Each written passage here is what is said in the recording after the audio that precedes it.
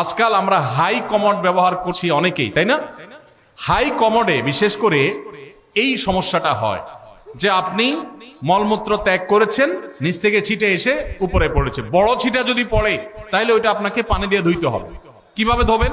ওই যে স্প্রে করছেন, সেই স্প্রে পেছনের অংশে, কোমরের অংশে আপনি স্প্রে করে ভালো করে ধোবেন, বাস যথেষ্ট। আর যদি সামান্য ছোট ছোট ছিটা আসে, যেমন পেশাব করতে গেছেন, শুয়ের আগায় যে পরিমাণ পানি থাকে ওই পরিমাণ ছিটা পেশাবের আসছে, তাহলে তাতে ইনশাআল্লাহ নাপাক হবে না। অনেক সময় দেখা যায় পেশাব করলে শীতের দিন বাষ্প হয়ে ওই বাষ্পটা কাপড়ের শরীরে মিশে, এতেও কাপড় শরীর নাপাক হবে না ইনশাআল্লাহ। কিন্তু যদি ওই কমোডের পানি যেখানে নাপাক আছে ওখানে আপনার নাপাক পড়ে সেখান থেকে যদি উপরে পানি উঠা পড়ে তাহলে অবশ্যই সেটা নাপাক হবে। অনেকের আবার এখানে সূচিবাহের রোগ আছে, অহেতুক সন্দেহ করে, কিছুই হয় নাই উনি সন্দেহ করে, সেটা আবার সমস্যা। সন্দেহকে কোনো প্রশ্রয় দেওয়া যাবে না। তো এ ভাইয়ের প্রশ্ন উত্তর হলো যে আপনি চেষ্টা করবেন ধুয়ে ফেলার।